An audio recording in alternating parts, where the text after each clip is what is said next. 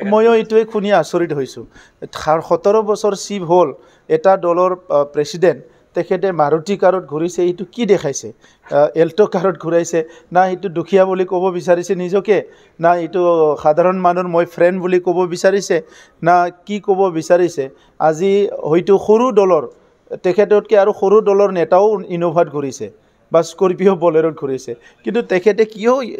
Alto গাড়ীত ঘূৰিব লগা হৈছে মই এইটো আচৰিত না আৰু চৰকাৰতো নাহে আৰু চ' তেখেতে হয়তো প্ৰেক্টিছো কৰিব পাৰে লাহে লাহে মোৰ চব এনে পোৱা সম্পত্তি আছিলে চব বিক্ৰী যাব তেতিয়া এল্টোতে ঘূৰিব লাগিব তেনেকাও ভাবিব পাৰে সি তেখেতৰ কথাবিলাক আৰু ইমান এনালাইচিছ কৰি আপোনালোকেও টাইমটো নষ্ট নকৰিব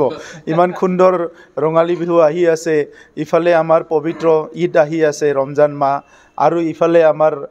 ডাঙৰ এটা উৎসৱ ইলেকশ্যন আহি আছে গতিকে হাগ্ৰামাৰ এইবিলাক উল্টা পুল্টা কথাত ইমান মূৰ ঘামালে আপোনালোকে ভাল নিউজটো বজাব পাহৰি যাব চাওক মই হাগ্ৰামা নহয়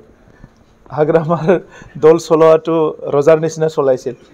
আমি গণতান্ত্ৰিক চিন্তাধাৰাৰ মানুহ গতিকে যিকোনো কাম কৰিলে আমাৰ দলত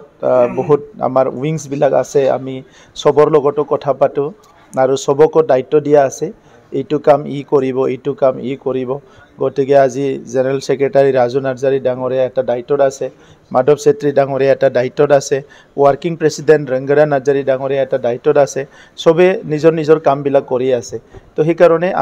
আমিও বাট চাই আছোঁ যে কথাটো যেতিয়া ফাইনেল হ'ব আমিও চিল মাৰিবলৈ ৰখি আছোঁ তেনেকৈ শুনিছোঁ মই তেখেতসকলৰ দলত এটা গণতান্ত্ৰিক চিন্তাধাৰাবিলাক বেছি নচলে হাগ্ৰামাই যি কয় সেইটোৱে হয় হাগ্ৰামা ডাঙৰীয়াই মানে যাক মৰম কৰে সি মানে বহুত মৰম পায় হাগ্ৰামা ডাঙৰীয়া যাক বেয়া পায় সি মানে বহুত কষ্ট পায় তেনেকৈ কথাবিলাক শুনি আছোঁ এইকাৰণে দলৰ পৰা ওলাই আহিছে আৰু ওলাই অহা মানুহবিলাক কৈছে যে দলত গণতন্ত্ৰটো নায়ে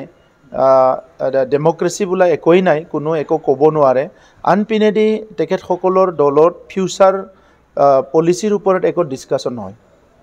প্ৰেজেণ্ট কথা একো ডিছকাশ্যন নহয় খালি তেখেতে এটাই কথা জানে যে ইলেকশ্যন জিকিব লাগে সেই বুলিয়েই মিটিংবিলাক মাতি থাকে কিন্তু মানুহ ব্যক্তি হিচাপে চবে ইছ্যুৰ কথা পাতিব বিচাৰে সমাজৰ কথা পাতিব বিচাৰে ভৱিষ্যতৰ কথা পাতিব বিচাৰে চ' এই কথাবিলাক তেখেতে পাতিব নোৱাৰাৰ কাৰণে নাজানাৰ কাৰণে তেখেতৰ ফেড আপ হৈ গৈছে আৰু সেইটো নাম কি বাস্তে দলটো চলি আছে আপোনালোকে দেখিবলৈ পাব এই নিৰ্বাচনৰ পিছত মই যিটো দেখিছোঁ নাঙলৰ ছবি লৈ পেলাই ইলেকশ্যন খেলিব হয়তো আৰু মানুহ নোলাব তেখেত আৰু তেখেতৰ কোনোবা থাকিব পাৰে ঘৰৰ মানুহ কিন্তু বহুত মানুহে আৰু নাঙলৰ ছবিত লৈ পেলাই ভোট খেলিবলৈ এই নিৰ্বাচনৰ পিছত আৰু নাহিব মানে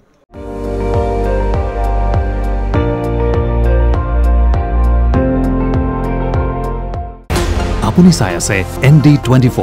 সৰ্বশ্ৰেষ্ঠ নহয় সৰ্বোত্তমৰ দৌৰ